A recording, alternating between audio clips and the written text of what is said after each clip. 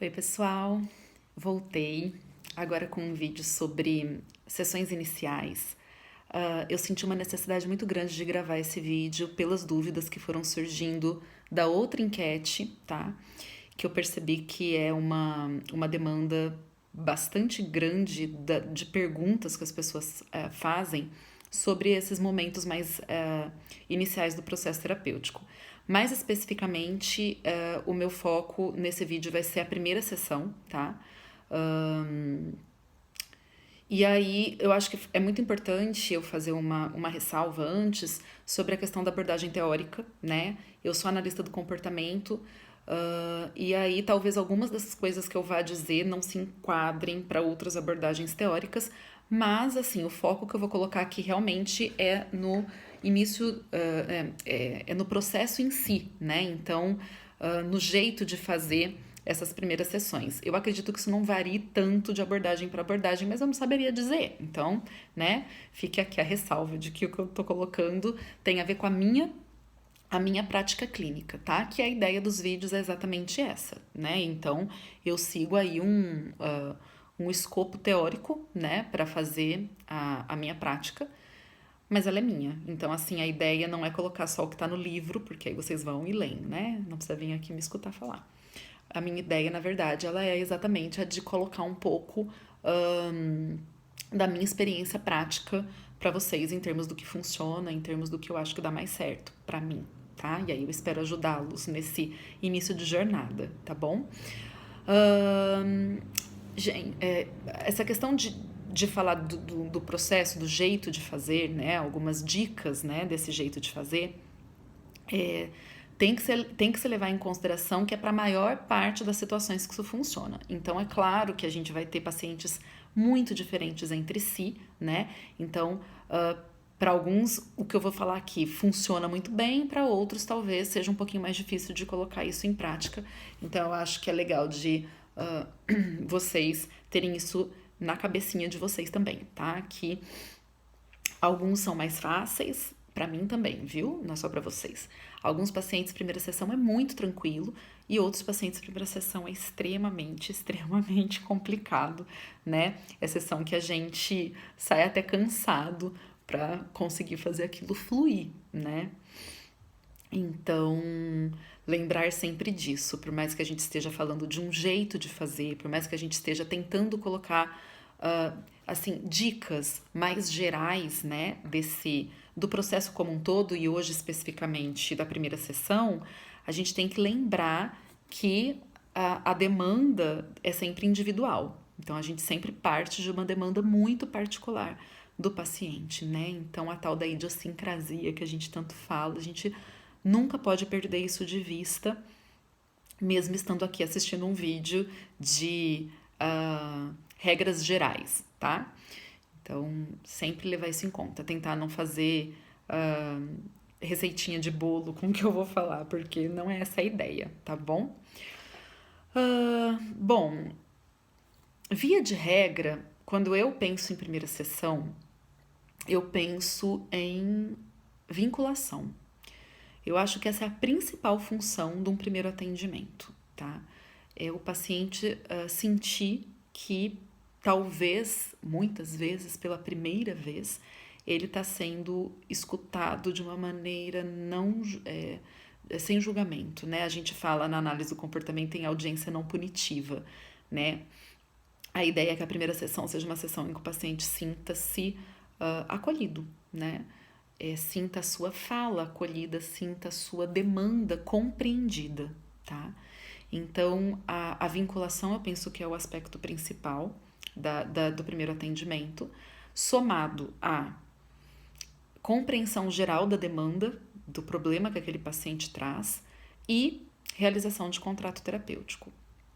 A questão do contrato terapêutico especificamente, eu gostaria de gravar um vídeo só disso, um vídeo curtinho e tal, mas eu acho que vale a pena a gente falar só dele, senão acho que esse vídeo também ficaria muito, muito extenso. Então tá, então a gente tá falando de vinculação, a gente tá falando de coleta geral de dados e a gente tá falando de contrato terapêutico. E assim, gente, a sessão tem 50 minutos, eu faço de 1 hora, tá? 50 minutos, 1 hora. Então, assim, é muita coisa. Por isso que eu acho que a primeira sessão é tão às vezes, ansiogênica, né? E tão difícil de manejar. Mas lembrem-se que esse traquejo, né? A gente adquire com experiência, com o tempo. Não se torturem com o fato de ser um pouco mais difícil agora, para quem é recém-formado, tá? Tô falando. Então, a gente vai realmente adquirindo esse repertório com o tempo. Quando a gente fala da vinculação, eu acho que uma coisa muito importante da primeira sessão é a gente deixar o máximo que a gente conseguir, o que a gente chama de queixa livre. Então, deixar o paciente se colocar, deixar o paciente falar, né? Tentar não ficar interrompendo com muitas perguntas. Isso é queixa livre, né? Você vai ter tempo para ficar questionando outras coisas. Você vai ter tempo para preencher as lacunas. Às vezes, até na primeira sessão, a gente consegue preencher um pouco disso. Mas eu acho muito importante o paciente falar, tá? O paciente se colocar. E aqui eu tô falando de um paciente que fala, porque me perguntaram lá no Stories sobre os silêncios, né? E eu não sei se cabe nesse vídeo falar sobre isso, eu acho que eu vou responder lá, tá? Então, assim, a vinculação, ela passa, acho que muito por essa questão, né? De você deixar o paciente falar, de você ser uma audiência não punitiva, de você acolher aquilo, demonstrar acolhimento para aquilo que ele está falando. Por que eu tô falando da queixa livre? Recentemente me perguntaram sobre uma questão de anamnese, de roteiro para a primeira sessão. Eu, particularmente, não gosto disso, tá? A anamnese, os roteiros de entrevista, eles existem, para mim, como um norte, né? Coisas que são importantes de eu perguntar, coisas que são importantes de eu saber para eu compreender a demanda daquele caso. Agora, eu acho muito importante falar disso aqui, porque eu percebo às vezes no recém-formado que esses roteiros, essas anamneses, elas funcionam como uma muleta, né? Porque é muito seguro eu ter um roteiro para seguir, né? Principalmente quando eu ainda não tenho muito traquejo. Então, assim, dá uma segurança, mas eu acho que não colabora para o que a gente precisa num primeiro atendimento, num primeiro contato. Então, acho que o mais legal é a gente ter na cabeça o roteiro, ter em mente o que é importante falar, o que é importante perguntar, que caminho que eu gostaria de tentar seguir, né? Mas não funcionar como um roteiro engessado, uma coisa que eu sigo de pergunta e resposta. Eu acho que isso não funciona legal, tá? Então, na medida do possível, deixar a queixa livre para você ter uma compreensão geral do problema. Se houver tempo, fazer os questionamentos para preenchimento de lacunas e entender que a primeira sessão não é uma sessão que você fecha nada. Você não fecha um diagnóstico, se é que você trabalha com um diagnóstico, né? Dependendo da abordagem, isso não vai entrar. Mas não vai fechar tão pouco para você ter uma compreensão daquele problema. Tipo, em termos, por exemplo, na análise do comportamento, entender as funções, né, que estão vigorando naquela problemática que o paciente te traz. Então, assim, essa ansiedade ela tem que ser um pouquinho deixada de lado, porque a gente tem que entender que não é essa a função. É por isso que eu tô falando de função da primeira sessão. Quando eu falo em vinculação, compreensão geral do problema e contrato terapêutico, em nenhum momento eu tô falando que numa primeira sessão a gente tem que matar o caso, entendeu? Que a gente tem que entender tudo que tá acontecendo. Então, a primeira sessão, ela serve para isso. O paciente, ele tem que sentir que ele tem em mim uma figura de apoio. Eu tenho que minimamente compreender por que ele chegou até mim, né? O que ele quer, né, do processo terapêutico. E eu tenho que fazer o contrato, tá? Ou o básico do contrato. Depois eu vou fazer, de fato, agora olhando o tempo do vídeo, de fato não vai ser nesse, a questão do contrato. Então, assim, pelo menos algumas questões do contrato eu tenho que contemplar. Essa é a função, tá? Eu acho muito importante no primeiro atendimento a gente entender, quando eu falo assim, eu tenho que entender minimamente por que aquele paciente chegou até mim, né? Por que ele quer com a terapia. O que eu quero dizer? Eu quero dizer assim, claro que ao longo do processo, 1000 outras questões vão aparecer, e às vezes essa compreensão inicial do caso, né, ou que você entende como sendo o motivo pelo qual o paciente procurou, também pode mudar. Mas assim, quando eu falo numa compreensão geral do porquê que ele chegou, eu quero dizer assim, eu tô aqui porque eu não consigo me posicionar no meu ambiente de trabalho, isso está me trazendo muito prejuízo. Então, assim, eu tenho que entender o mínimo. Olha, eu tô aqui porque eu acho que eu tô deprimido, eu não consigo mais fazer as coisas que eu fazia antes, eu não consigo mais me relacionar com as pessoas, eu só choro. Então, assim, eu tenho que entender minimamente o porquê que aquela pessoa é, está ali. E aí, eu tenho que entender uma coisa, eu me cortei, mas enfim, onde que eu ia chegar, tá? Eu tenho que entender nesse primeiro momento qual a expectativa que o paciente tem com o processo terapêutico. É muito diferente de entender o porquê que ele procurou. Então, ele pode ter procurado porque, por exemplo, eu não consigo falar não para nada, acabo me sobrecarregando no meu ambiente de trabalho e minha esposa já tá extremamente brava com isso e meu relacionamento com os meus filhos tá uma porcaria porque eu só trabalho, vivo estressado. Vamos supor que seja uma demanda desse tipo. Isso é o porquê o paciente chegou. É muito diferente da expectativa que ele tem em relação ao processo terapêutico. Então é muito importante a gente perguntar para o paciente em algum momento, se não der para ser na primeira sessão, pode ser depois, tá? Mas eu acho de preferência na primeira sessão, mas é muito importante a gente entender o que ele espera do processo terapêutico. Por que ele buscou a terapia, né? Então, às vezes, eu busquei a terapia porque e deu essa resposta. Mas o que você espera? Porque às vezes a gente escuta coisas do tipo, eu espero que você dê jeito nisso, porque me falaram com um psicólogo que vai dar jeito. Eu espero que, eu tô com esse problema e tenho uma chance de uma promoção em breve, e eu espero começar a saber lidar com isso em pelo menos 2 meses, né? Eu acho que você vai solucionar o meu problema, né? Então, assim, eu acho que é muito importante a gente entender o que ele entende do processo terapêutico, porque às vezes isso é muito distoante da realidade. E aí a gente precisa saber devolver para o paciente o que é o processo terapêutico. Então, sim, eu posso te ajudar nesse problema, né? Essa é uma promessa possível. Sim, a gente pode conseguir juntos, né, construir um repertório diferente, construir um jeito de lidar com essa situação diferente da forma como você lida hoje, né? Mas isso é um processo que leva tempo. Eu não sei quanto, né? Tem paciente que chega, lembrando agora, que já aconteceu isso comigo. Quanto tempo você acha que eu tenho que fazer terapia? Em quanto tempo você acha que você resolve o meu problema, né? Não posso. Eu não posso prometer tempo, né? Eu não posso dar a entender para o paciente que eu vou resolver o problema dele, porque não sou eu que vou resolver o problema dele, é ele, né? Eu estou funcionando como alguém que o auxilia a buscar ferramentas diferentes para solucionar, né? Solucionar ou melhorar essa questão da vida dele. Então, quando a gente olha para a expectativa que o paciente tem do processo, a gente tem que ver até que ponto ela é real, até que ponto ela é ilusória.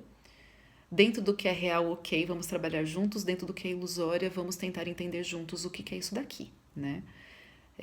Eu acho que isso é fundamental para sucesso de processo terapêutico, né? O paciente ele precisa entender que você vai caminhar junto com ele e entender que você não pode prometer o impossível. Para alguns pacientes isso vai significar tchau, vou buscar outra pessoa então, e eu digo tchau, boa sorte, né? Porque eu não vou ceder a isso. Para outros pacientes isso significa, e essa é a maior parte, o início de uma relação de muita confiança, porque ele vê, né, essa pessoa, o terapeuta, a pessoa que ele está buscando, sendo honesta com ele, tá? Então é muito importante a gente olhar para a expectativa e fazer o ajuste dessa expectativa. Pessoas recém-formadas, né, não cedam a pacientes que são um pouco mais autoritários ou pacientes que são um pouco mais incisivos em colocar algo do tipo, mas se não for desse jeito eu não fico. Não, mas porque tem paciente que é assim, né? Não, desse jeito não. Você quer uma vez por semana? Não. Ou é quinzenal, eu não fico. A gente não pode, porque a gente está começando a aceitar qualquer coisa. Lembrem-se exatamente que o início da carreira de vocês começa a delinear o profissional que vocês vão ser. Então, eu sei que é difícil ver, às vezes, consultório mais vazio, eu sei que é difícil a gente ter que pagar conta, mas a gente não pode ficar cedendo aquilo que o paciente acha que é certo. Porque além disso tudo, além da questão do delineamento da tua figura profissional, você não pode se esquecer que naquele momento, quando você cede, você inicia um jeito de se relacionar com esse paciente. E eu te garanto que você não quer isso. Eu te garanto que não é isso o que você quer. Que desse jeito não vai funcionar legal, tá? Deixa eu ver minha cola. Esse momento inicial que a gente, então, tem esse olhar, né, mais generalizado para o caso do paciente, como eu disse para vocês, não é momento de fazer grandes análises, interpretações e de dar grandes respostas, né? Não é esse o momento. Mas, por outro lado, o paciente, ele busca a sua ajuda esperando alguma resposta, esperando que você diga alguma coisa para ele. E eu gosto de dizer alguma coisa para o paciente. Se eu tenho alguma, com a experiência, alguns casos trazem para a gente já a possibilidade de criação de uma hipótese inicial. Se você está seguro dessa hipótese inicial, você pode sinalizar, né? Desde que ela seja leve. Inclusive, leveza na medida do possível para sessões iniciais é algo importante. Nem sempre é possível, tá? Claro que não é possível sempre. Mas, enfim, desde que seja algo mais simples de ser absorvido, a gente pode dar uma devolutiva, né?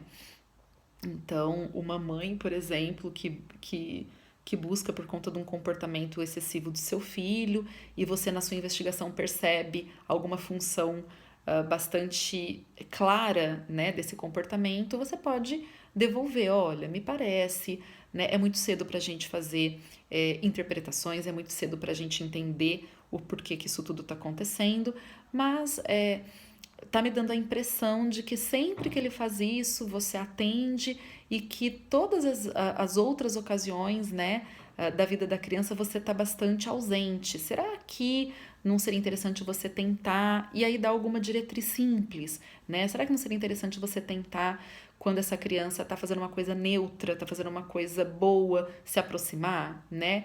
E, enfim, e não posso até não falar para ela como lidar com o problema, mas eu posso falar para essa mãe como lidar com uma circunstância mais simples, né? Pessoa que está com dificuldade no contexto de trabalho, eu posso até fazer alguma interpretação simples também e posso sinalizar alguma coisa que ela possa tentar fazer de uma semana para outra, simples, que não demande muita energia, né? Que não demande muita do aspecto emocional, não demande muito dessa pessoa. Isso pode ser feito na primeira sessão, né? Mas grande parte das vezes, principalmente para recém-formado, isso é muito difícil. Quando a gente vai adquirindo um pouco mais de experiência, até fica um pouquinho mais fácil.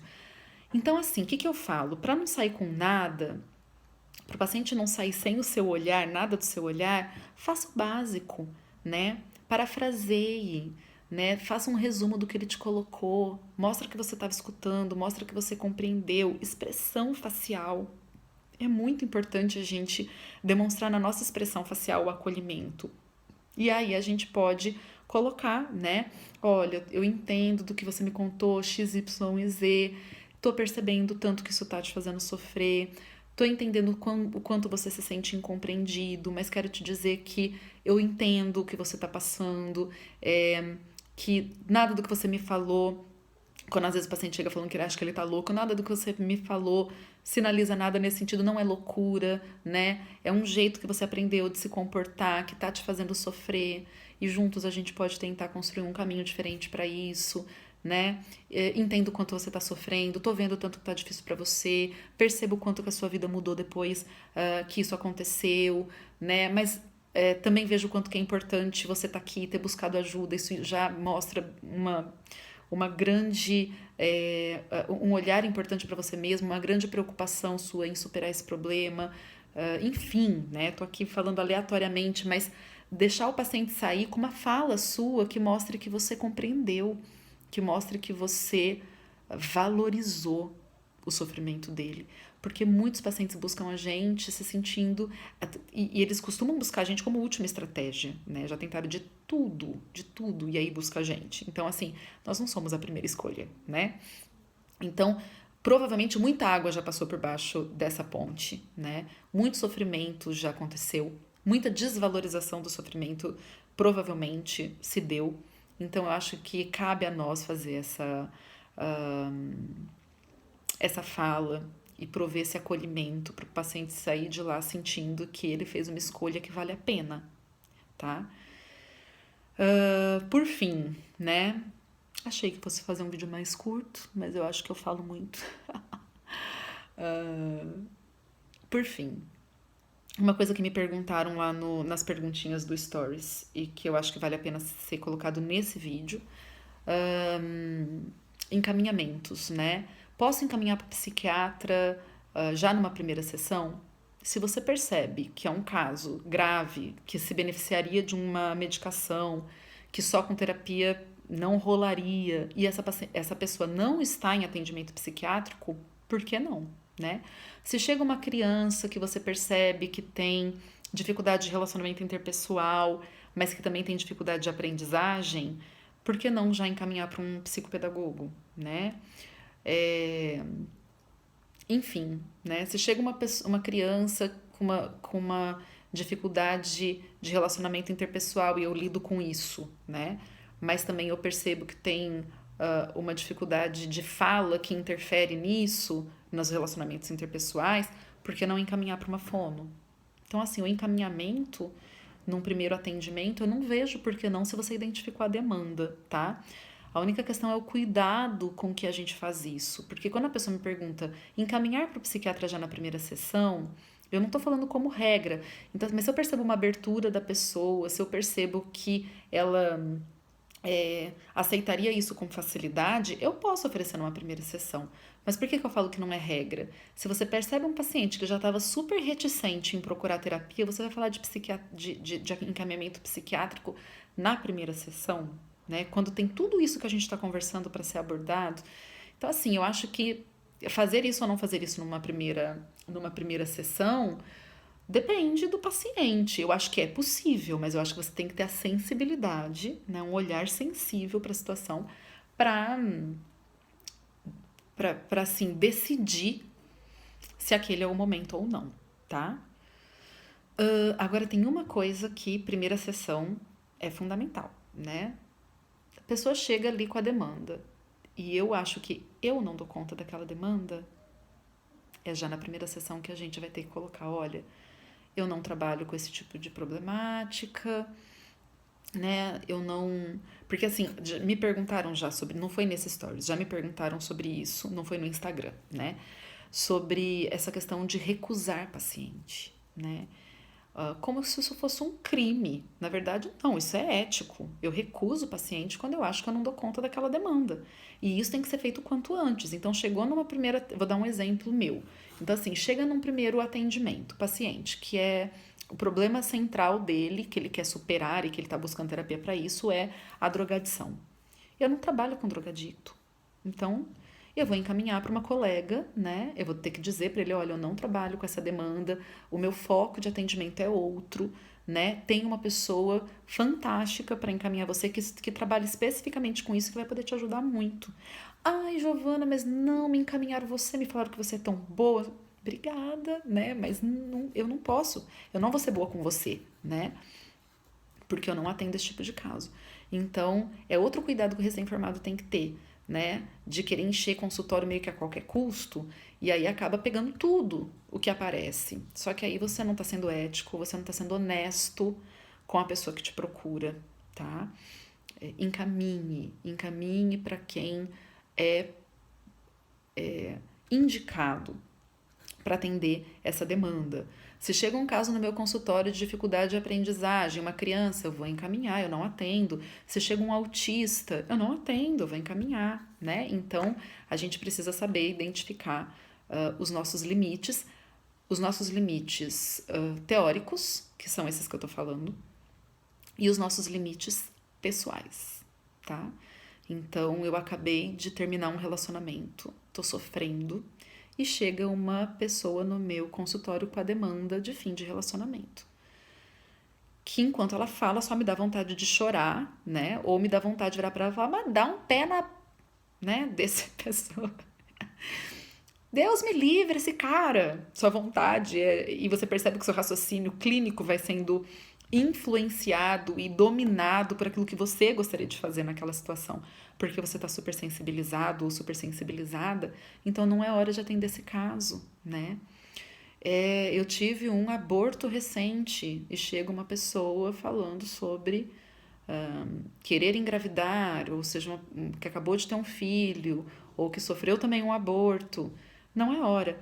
Então, eu estou diferenciando porque pode ser que dali um tempo essa demanda seja possível para mim, mas talvez naquele momento não. E eu vou ter que saber falar não. Né? Eu vou ter que saber identificar que é um limite pessoal, né? E passar para frente. Isso é ético, isso é respeitoso. É respeitoso com o paciente, é muito respeitoso com você, tá? É isso. Tô olhando minha cola, gente. Acho que era isso que eu queria falar nesse vídeo. Para finalizar, a minha mensagem é: calma, calma, tá? O que eu sinto das perguntas que as pessoas têm me feito é uma ansiedade muito grande, muito grande. Uma ansiedade por ainda não saber exatamente como fazer, uma ansiedade por achar que está fazendo tudo errado, por achar que não sabe nada. Vocês se formaram, vocês sabem, tá? Vocês sabem tudo? Não, nem eu. Vocês estão construindo um repertório. E quanto mais a gente atende, quanto mais a gente se expõe a grupos de supervisão, ou a supervisão individual, ou a, enfim, alguma outra forma que a gente tem de ir adquirindo repertório, melhor a gente vai ficando. Então, quem tem medo do silêncio da sessão, que foi uma pessoa que me colocou lá no Insta, por exemplo, vai ter um momento em que o silêncio vai ser algo que você vai aprender a lidar. Assim como o paciente que fala pelas tampas e você não consegue se colocar em nenhum momento.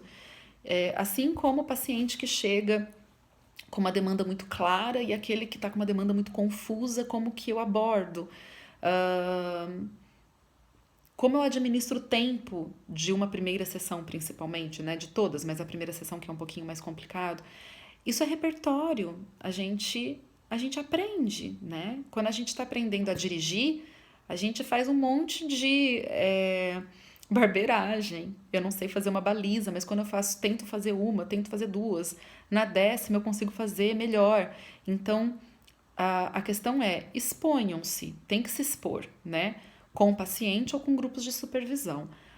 O repertório, ele é construído, tá? Vocês não têm como começar sabendo tudo. Vocês começam sabendo o básico. E a gente vai aprimorando o nosso repertório conforme a gente se expõe a ele. Agora, ficar se sentindo incapaz, inútil, porque eu não estou dando conta nesse começo, é um auto-boicote muito ruim, né? Porque você vai minando a tua autoconfiança e alimentando a sua insegurança. E aí, de fato, não tem como ficar legal. Então, pensem nisso, pensem que é começo, pensem que ninguém começa sabendo bastante, né? Onde vocês estão pondo o foco de vocês, né? Vocês podem pôr o foco no que vocês não estão dando conta ainda de alcançar, ou vocês podem pôr o foco em tudo aquilo que vocês estão dando conta de aprender conforme erram ou conforme deixam de fazer algumas coisas que poderiam ter sido feitas. Quando a gente muda esse foco, muda essa chave, eu acho que a gente se dá muito mais oportunidade, tá? Muito mais oportunidade de aprender e de cada vez mais ir se tornando terapeutas eficientes, terapeutas que dão conta de prover a ajuda que o paciente precisa, tá bom? É isso que eu queria falar com esse vídeo. De novo, meia hora. Acho que vai ser isso, né? Os meus. E aí eu tô com algumas ideias aqui de outros pra gente poder ir conversando nesse percurso. Tá bom? Um beijo e até a próxima.